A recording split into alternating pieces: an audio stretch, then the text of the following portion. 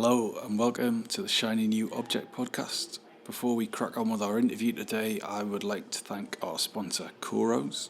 Coros was very recently born after the coming together of Spreadfast and Lithium. Coros is a tech software company that has over 15 years of leadership in marketing, care and communities. And Coros now offers one platform that unites marketing and care and helps brands create customers for life. Please go and check those guys out at Coros.com. That's KHOROS.com. Okay, on with the show. Hello and welcome to the Shiny New Object podcast. My name's Tom Ollerton. This is a podcast about the future of marketing. Every week I get to interview someone influential, exciting, or just cool, or someone I don't know very well. And this week is no different. We have Helen Saul, who is brand manager Europe at lastminute.com. And I forced Helen to be on the podcast because I noticed her name pop up in the drums 30 under 30. I think, 50 future marketers. 50 future, oh right, yeah. Something like that. Probably the wrong competition. So what does that mean? Does that mean like you're the best of the new breed? Is that fair? Yeah, I think it's basically for if you're either under 30 or if you're new to marketing. Come on, man, it's a bit tighter than that. I think you're selling yourself a bit short there. Yeah, I think it basically picks people who have done some interesting things within brand and marketing. So what are those interesting things? So you're responsible for Last Minute across Europe. Can you tell us a bit about the role? Yeah, exactly. So basically the main markets that I look after are UK, France and Italy, but also like a couple of smaller markets like Spain and Germany as well. And basically my role is mostly creative, so managing the creative process for things like TV, social media, out of home, that kind of thing. Right, and what was your background before Pink Flamingos? Before lastminute.com? Yes. So I came from comparethemarket.com. Right. So I was there, I did a graduate scheme there, and then I stayed on for like a year afterwards and then moved to lastminute.com. So normally with the podcast, once you've talked a bit about who you are and what you do, we're going to do some getting to know you questions, which I've shared beforehand, yes, so I'm not going to spring them on you. Yeah, thankfully. So given that this is your second job, right? After the grad scheme? Yeah, I mean, I also worked, I did a year in industry as well. I did a year abroad, so. Okay. So given that you're, let's put this another way, close at the start of your career. Yeah, absolutely. Hopefully. Yeah, definitely. What advice would you give to students? So the student that's done really well, left uni, gung-ho about the industry, what would you say to them? I think, I guess, like you say, it's not that long ago since I was in that position. And I think I really remember that particularly when you're in your final year of university and you're studying for your exams and also probably doing a dissertation, that probably applying for jobs is like the last thing that you want to do. So I think you kind of have to make a decision. Do you want to do it alongside your uni work or wait till afterwards? I think either's fine, but if you decide that you do want to do it, I think you have to be kind of committed to it because it is a difficult process. It's not going to be easy to get the job, but the end result is going to be hopefully good for you. And I think probably the main thing I would say first of all is prepare yourself for the fact that you probably will get some rejections. So maybe if you've just like sailed to a uni, it might be the first time that you are getting rejected for something big that you really have your heart set on. But I think that's really normal. Everyone has it. And I think that's something that you have to think about first of all. And then I think also just really think about what you want. So it depends what kind of degree you do, but I did a degree that involved like management and business. What was the degree? It was management and French. Okay. Yeah, so for me, I think if you're in one of a kind of business type degree, you can often get pushed on you to do a graduate scheme, which was the right thing for me, but it's not necessarily going to be the right thing for everybody. So I think you really need to sit down and think about, do I want to work in a big company or would I be better suited to a smaller agency? Like there's pros and cons of all different kinds of roles and you need to really understand them rather than rushing into applications and then suddenly realising you're in something that might not be suited to you.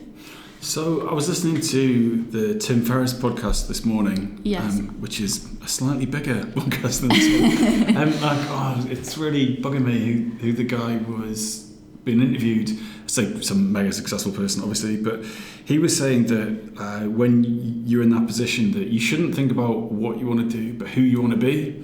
Okay. Like, if you want to, live a kind of cool international lifestyle and have autonomy, then working for maybe a big corporate is the right thing to do. Or if you do want to work with an agency, and I think that was quite an interesting frame for anyone at any age of their career. Yeah, no, I think that's good advice. I think also kind of linking to that as well, I don't think you should have a set idea like, I want to work for this X company in this role, because it's not always going to work out like that. And I think also it's fine to maybe go out and start something and then actually decide that, okay, well, that was fine, but it's not what you want to do forever and you want to try something else. Spoken like a true millennial. Yeah, exactly. So in terms of your own money, what is the best thing that you've bought with your own cash that you've used for work? So not something that you've put through the company. Yeah. So I think for this, might sound a bit cliche because obviously I work for a travel company, but it would have to be anything relating to travel. So when I first got the job at lastminute.com, I went out and got myself like a nice new suitcase. And the reason I would pick that is just because as a result, I've travelled a lot for work. At the time when I started the job as well, I was doing a New Year's resolution, which was to visit a new country every month. Yeah, so as a result, I have moved around a lot and I've been to a lot of places, and I think it's more about kind of what it represents, which is that I think as much as I love all the technology that we have that enables me to work in a different country to my team, sometimes there are times when you just need to go to a country and you need to go and spend time with people as well. Right, so back one step, is your New Year's resolution this year? It was last year. And did you go to a new country? I did, right. yeah. Where did you go? What was the highlight? Probably the best one I went to was South Africa. Right, yeah. okay. I had a friend that was there at the time, so managed to crash with her, yeah. And how did you have enough holiday to do this? Was this lots of long weekends? Well, obviously it timed well to the fact that I was working for a travel company, so what I did is, if I was going for a work trip to a country, then I would extend it out. Just pop next door? Yeah, exactly. Right, exactly. And what was the most disappointing place you went to? I can't think of anywhere that I've been that I've not enjoyed.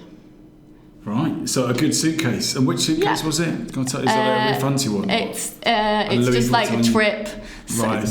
Pretty standard suitcase, you see it around a lot, I've seen ones you can get now that you can charge your phone off. Yeah, it's not that cool. Right, okay. I've not and seen ones that one. you can drive around on? It's 4 wheels, which I think is pretty important, but that's about it. Fair enough. So your career seems to be going very well and doing a lot of travel, which is awesome. But what's gone wrong? What was that? What was your kind of biggest mistake thus far, your biggest fuck up where you facepalmed massively, but you are so glad that it happened? Yeah, so I think definitely for this, it would be when I started my career, my first experience of working was moving to France for a year, where I did 2 jobs. One was at a market research agency and one was at a travel software company. And I basically moved out there and I didn't have a house to live, I didn't have a bank account, I didn't speak French that well. And I was starting this new job and trying to get by and learn how to do the job actually. So I did half of the year in Antibes in the south of France and half in Paris. And you had a job when you got there, or you? Yeah, so basically it was when I was at university, I had to go and spend a year abroad, but it wasn't planned what it would be, so I had to apply for jobs. So I got a job, but I didn't have anything that you would need to go around it, like a house to live in, for example.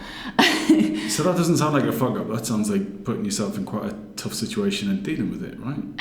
Yeah, that's what it ultimately became. But I would say definitely for the first 3 months, I felt like I was constantly messing up because I would go into work and maybe not understand what someone had said to me and feel silly about having to ask people to repeat stuff because I didn't understand. There was the language barrier at the start when my French wasn't that good.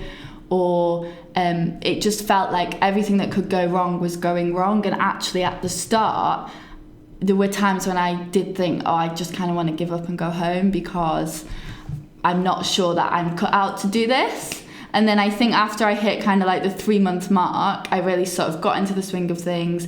I was getting better at my job. I became fluent in French and I really enjoyed it. And I always kind of look back at it as the hardest but best thing that I ever did, because I think at the end of it, when you finish that year in another country, you kind of come back and think, wow, look at all of that stuff that I did in my second language. If I face anything now back in England, it's never going to be as hard as it was in France. Right. So that's why I picked that, really. So that sounds like it must have been actually really bleak if you already feel you've dealt with the hardest possible thing you're going to deal with.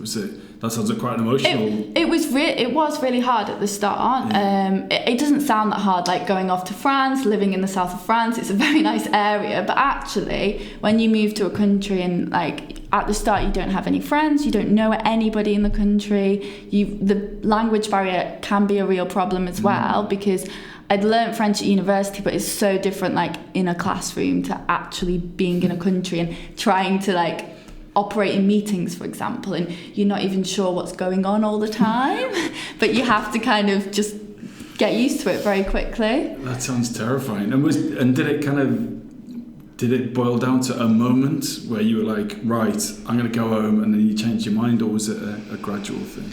I think a few things happened, like, you know, while I was there, like I had like money stolen, like all different kinds of things happened, and I just had to deal with them. And when those things happened, your initial reaction is, I just want to go home. I've got friends and family at home. Like, at least in England, if something bad happens, I've always got like friends and family that I can speak to, and then you can have a laugh and a joke about it. You can't do that when you're really new to a country and don't know anybody. And so how was that manifest itself now? I mean, you said that that's the worst you're ever going to feel. No, I'm not saying like, in life. I'm saying so far. I'm sure something in the future could be difficult, but I think it really prepped me to deal with difficult things. I think I'm a lot less phased when things go wrong, and I tend to keep a clear head because that time I did find quite difficult. And it's hard to pass that learning on to someone else, really, isn't it? Because like you have to go through that pain, you have to go through that suffering, 100%, and then you're like, oh, actually that thing over there wasn't that bad. What I would say is, to anybody thinking about working abroad, go and do it and find that out for yourself. Well, at least you can speak the language. I think I would struggle even more in that scenario. I mean, my only kind of relatable event was that I did comedy for many years, very badly. It's just awful at it. I enjoyed it so much, I kind of was blind to the fact. And once I went on stage with no material, I just for 5 minutes thought, like, if I can survive, improv's to 2 or more people, right? So okay. It's on my own. So I went on stage thinking, right, if I can make it through this 5 minutes, and it was awful. It was like it was the toughest 5 minutes of my life. But it subsequently made any version of going on stage now like a piece of piss. Not exactly. Sorry, Exactly. Making that sound easy. No, it's not true. But you know, I would rather do anything but that again. Yeah. I would say. So in that time, or in the last 5 years or so, other than throwing yourself into very difficult situations and coming out the other side, what new belief or behaviour has changed your work life the most? I think, for me, the biggest thing that I've kind of learned and changed in the past 5 years is probably that I've learned to really back myself. And by that, what I mean is that marketing is a career that normally you often tend to learn on the job. So you don't, go through formal training, for example. And so... Well, apart from in France, of course. Yeah, but... Not over here. Anyone can do it. So when you first start out, and particularly in a role like mine, I think it can be hard at the start to have confidence in what you're doing. And a big part of my job is I need to have an opinion on things, and I need to tell people things that they should change or improve or do differently. And I think when you really start out your career, that can be quite intimidating and daunting, because maybe like you aren't believing that you should be the person to do that. But I think over time I've really learned that it's really important, if you don't actually back your opinion and back yourself, you can't expect other people to. So if I go and present like a new campaign that we've got going on, and I don't believe in it myself, then I can't expect other people in the company to get behind it. So I think that's like a really important thing that I've learned over the past 5 years, that you really have to really sometimes just think about why you're doing what you're doing and what other people can get out of it as well, if that makes sense. So backing yourself, there's sort of two ways of doing it, really. You can back yourself with knowledge and data and research, or you can just back yourself going, I believe it because I'm saying it out loud. I've probably done more of the latter, to be honest. So which one are you? Or are you both? Like, I think it's okay, so it's got to be a bit of both. I think also like I need to make the point that when I say back myself, I don't mean thinking I'm always right. Don't mean that. Okay. I think you just need to have confidence in the opinion and belief that you have, and really stand up for that and explain that in whatever scenario it is in the working environment. And you can also be open to challenges from other people. That's fine as well. But I think it's just important that if you're presenting a new idea or sharing it with someone, that you really have to have confidence in it. And yeah, you can do that through knowledge and understanding. It depends on the context, really. And so what happens when someone challenges that belief? I mean, I think that's a great mindset to have. But what if someone turns around and goes, no, you're wrong, or disagree with you? How do you deal with that? I would hope that people do challenge you, because I think it would be a very boring world if everything that you said just goes. You go home earlier though. Yeah, true. So I absolutely think like a massive part of my job, or any job like in the creative industry, is people having different ideas and challenging each other, and that works two ways. And if someone comes to me with a challenge of my belief or my opinion, then that's great. I'm happy to hear it. At the same time, I'm happy to back up why I think what I'm suggesting is the right idea. But if they've got something new to add to the table that I've not thought about, I'm happy to listen to that and take that on board as well. Yeah, I think one of the things that I've been trying to practice here with the job is the idea of can I remember the guy's name?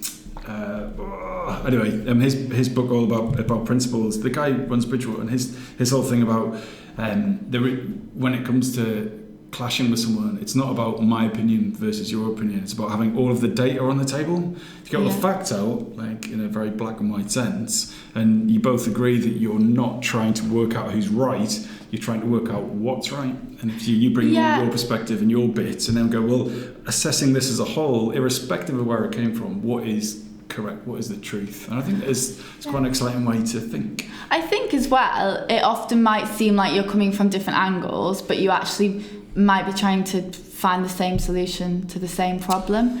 And it's a way of kind of understanding what the other person's motivations are and what they're trying to get and why it is they disagree with you.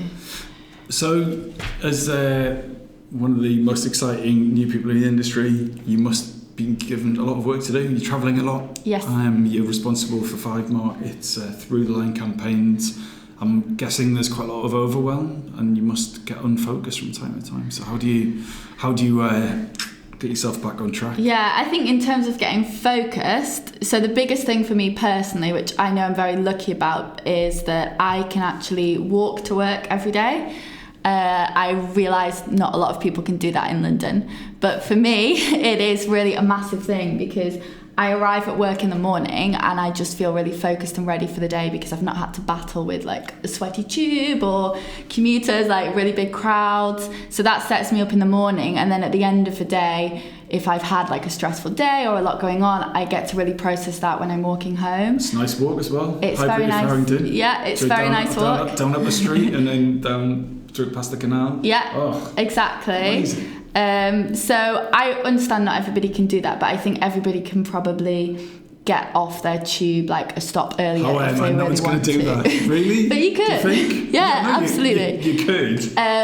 Okay, that's just one thing that I do. I think also in general, like any type of exercise for your mental well-being is really important. I've recently got into spinning, which I love. And oh man, I can't get on with spinning. have you ever tried it? Yes, like I'm a big class pass. Well, I was a big class pass. That's person. how I've got into it. And having some Gen Zeta scream at me over the top of the drum and bass soundtrack is probably the most unpleasant thing I can imagine. I personally love it, but yeah, that's the point about finding the thing that's right for you, I guess. It's true. It's very personal, I suppose, how you de-stress or unwind, but those are the things that I do. So when you use exercise to de-stress or unwind, are you specific? Do you, in a sort of class pass way, do you go, right, I'm going to do Pilates now, or is it like, right, I'm going to go for some F24, F40, what's that? I don't know, Rhoda upstairs does it the whole time. I don't know what it is. So do you always do the same thing to de-stress, or do you do different things? I think, yeah, I have favourites. So like I really like spinning and particular things, but it depends on context, scenario, where I am, if it's possible. ClassPass is good because you can book at any time, right? Yeah, well, it's terrifying, like, because I've got a baby now, which means I do like no exercise. I'll do a little bit, but everyone upstairs is like, oh, just did a half Ironman and a 5k, whatever. So I just feel like the unfit old guy. But anyway, this isn't about my insecurities. Or maybe it is. So actually, I was going to ask you. So on your walk to work every day, do you listen to stuff, or are you, or is you just kind of? Yeah. So I normally on the way to work, I tend to listen to a podcast, and then on the way home, I just walk and think. So what podcasts, any recommendations? So personally, I listen to, there's a podcast called The High Low. I don't know if you've heard of it. What's that? It's kind of like, it's called The High Low because it's like highbrow, lowbrow. So it could be talking about like Syria and then Love Island. Right. So it's like everything. I also listen to like Desert Island Discs Archives. Okay. Love those. On my way to work. There's another podcast called Happy Place that I listen to. What's that? It's by Fern Cotton, and she goes and interviews people and asks them about like how they, basically your last question, how they stay focused and how they have positive mental well-being. Yeah. Right. Yeah. My issue with podcasts is that like if you compare podcasts to Netflix, like the FOMO on podcasts is horrendous. You just name 3 things. I know there's other discs, but I'm like, oh my god, that sounds brilliant. But like I'm already subscribed to like 25 things, 50 things. How am I going to find time for that? Whereas on Netflix, you're like, oh my god, this is all total shit. But I'll check those out. Brilliant. Okay, so look, we're at the halfway stage. So it's good to get to know you. But now we're going to get deep, we're going to get technical. So your shiny new object is Instagram checkout. Yes. What is that? So it's basically a new feature that Instagram launched last month, only in beta format and only in the US at the moment. Always? Yeah. Probably in Palo Alto or somewhere like that. Yeah, they're trialling it with just over 20 brands at the moment. And essentially it's just like a button that you can add to your posts where, say you have a product on your post, you can press checkout, and rather than in the past, you would check out and it would take you out of Instagram onto the company's or brand's website. You now check out within the Instagram app. So you would already have like your payment details saved within Instagram. So it's basically a way of shortening the checkout process of buying a product. And why is that interesting to you? It's interesting to me because I think there's a huge amount of potential for it. I think there's a lot of unknowns at the moment because it's like really early stages.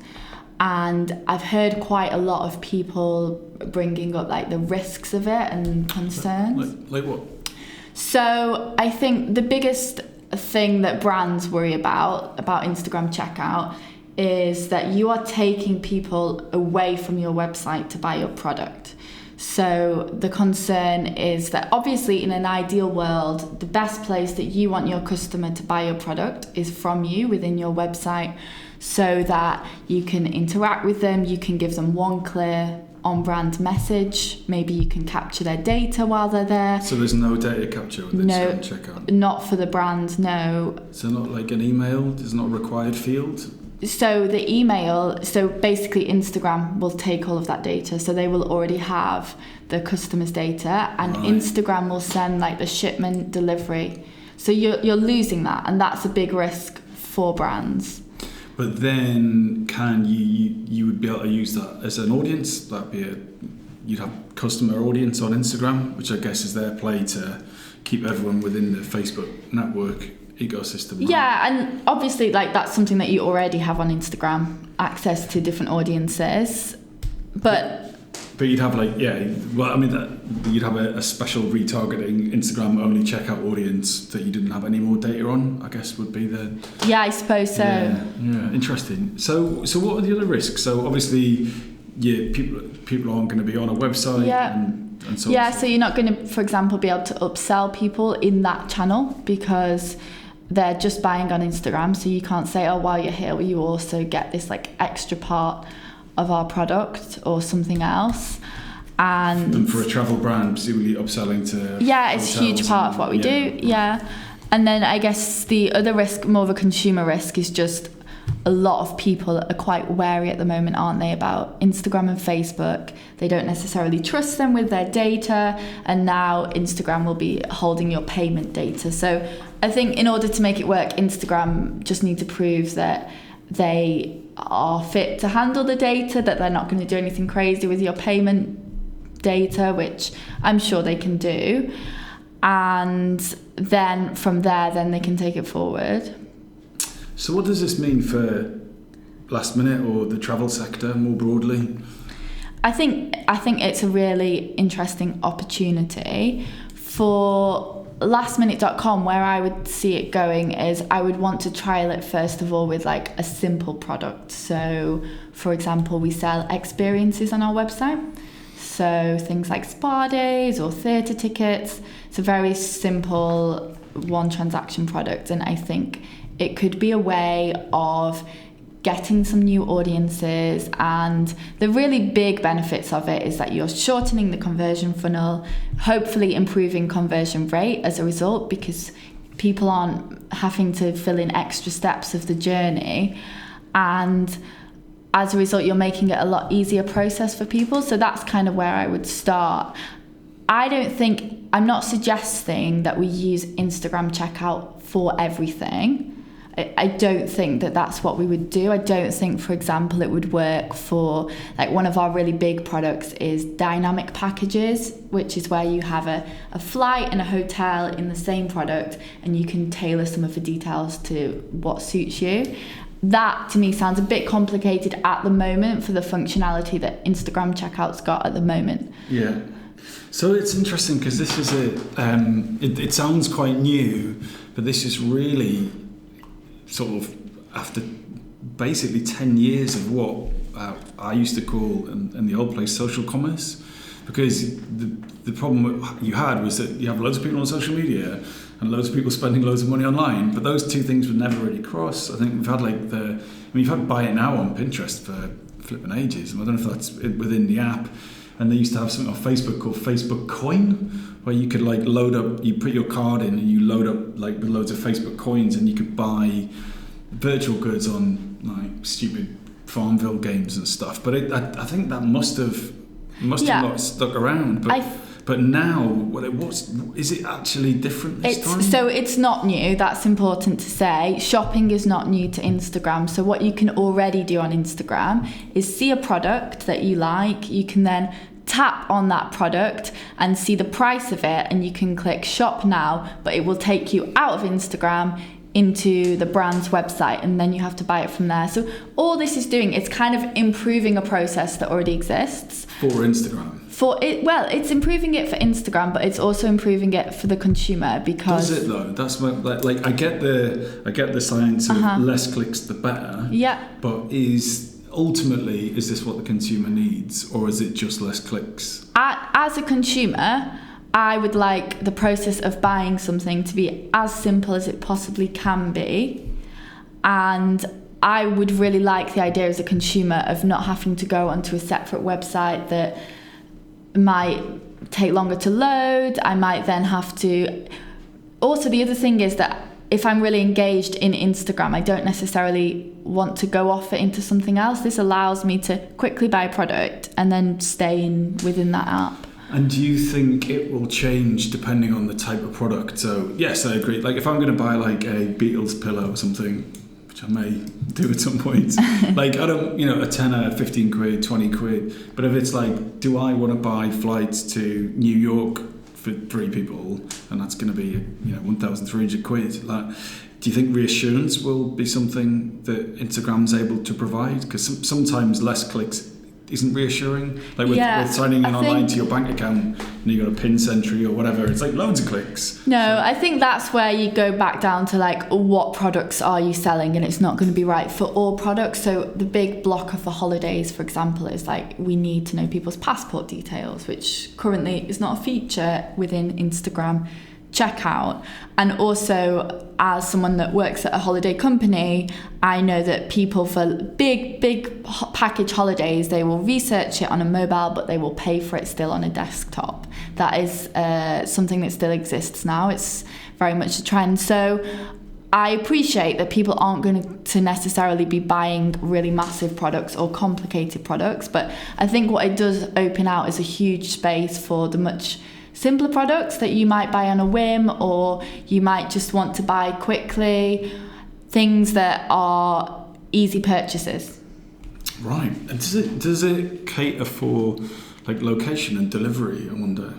How do you mean? Well, if you wanted to order 6 beers and like there was 6 cold beers and you could just swipe up and then pay, and then because Instagram's got your location, could it? Right, yeah. So I mean, I've seen some people think that it could go so huge they could be like as big as Amazon. Right. That's one theory. That's like one side of the coin. So in theory, if Instagram really want to carve out that market and they really want to make themselves really commercial, I'm sure that their end goal is to be as widespread as possible, as many products as possible, in as many locations as possible.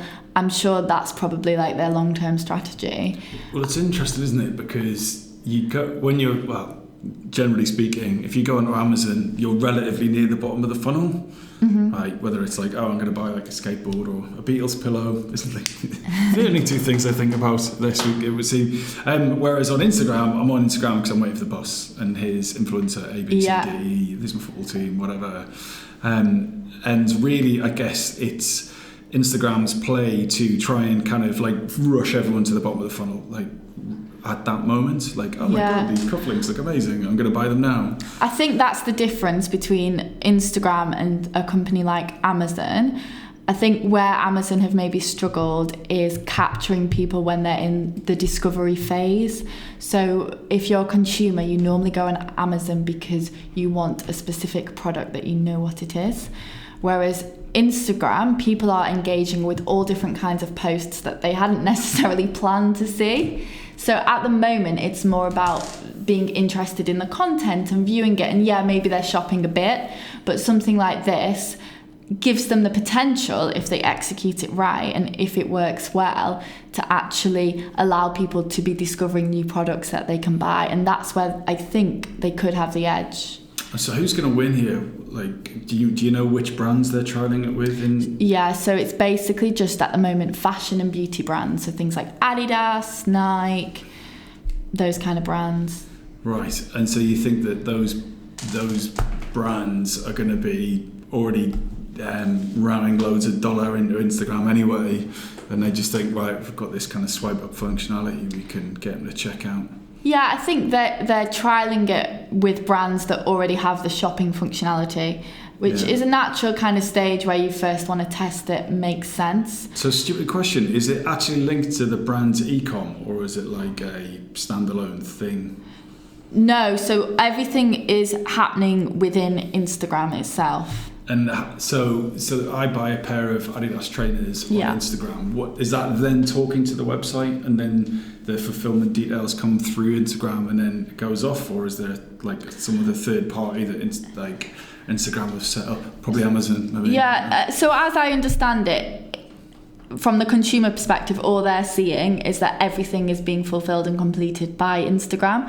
And then I guess separately to that, Instagram obviously need to talk to the brand to let them know what order has been made that they can fulfill, because it's still the brand that is sending out the trainers or whatever it is. Yeah. So I wonder if they will use it to try and discover new audiences. Yeah, I think because so. You make a brilliant point, was that Amazon have struggled to capture people in the kind of discovery phase, and if people have got their kind of set ways of buying trainers or cold beer or whatever it is, that actually if you can hook them in. And also the influencer angle here is crazy. Yes. So, you've got swipe up. Actually, Maria Cadbury, who was on the podcast last week, said that she uses a company called Persolo. I don't know if you come across those guys, but they're a startup that essentially do the same thing, I think, where you build a page. So you're an influencer and you go, hey, look at this water bottle, it's so cool, why don't you buy it? Because that's how influencers speak.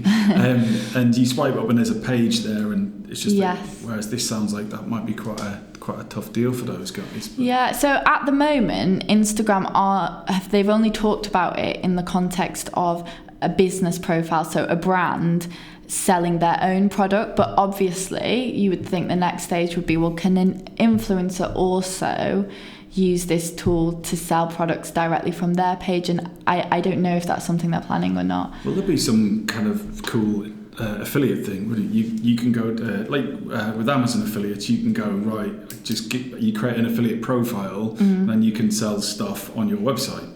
So you could be anyone. So you could be a nano influencer. I think I technically am under 10,000 followers, or even smaller maybe. Sure.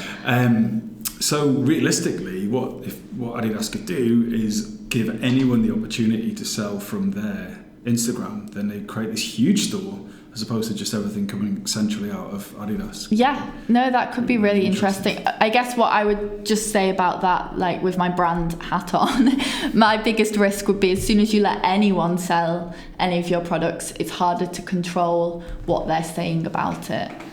But isn't that what they're doing anyway? Like if I'm on dark social and I WhatsApp you, hey, look at these trainers, they're so cool, and a link, and you buy them, like Adidas don't have control over that. So but that's like, are you talking about a one-on-one conversation? Yeah. So I don't think that's as important. But if you've got someone with an audience of like 20,000 people commenting on your products, ideally you want to at least know what they're going to say before they say it, in case they say something negative about your brand. Right. That's just spoken as very optimistic. Right. And so have you you haven't tried this yet, but have you are there any early reports about how successful this has been? No, so it literally just came out a couple of weeks ago. So it's only come out in the US, so they haven't released at the moment how successful it's been. And what is the first thing you're going to buy on Instagram checkout? Well, I mean, it'll have to come to the UK first of all. Yeah. Maybe a new suitcase. Yeah, perhaps. Maybe. No, I love my suitcase. I think it's done me well. Well, look, Helen, we're going to have to wrap it up here. But that was brilliant. That was easily the most nerdy, focused conversation we've had about any specific bit of technology. That was great. I enjoyed that because I was able to talk to you about all the different uses. And I feel like I'm a total expert now. I'm going to do a slide share deck. Firstly, it's brilliant how well you're doing and all the advice and all the things you picked up in what seems to be a relatively short amount of time. So thanks so much for coming on the podcast. Thank you for inviting me. If someone wants to get in touch with you, Instagram, Shop Connect. Check out Instagram. Check out. How can people get in touch with you? I guess LinkedIn is fine. That's how I got in touch with you. Yes. Yes, that is how you got in touch with me. I can concur. Cool. All right. Thank you so much. Perfect. Thank you.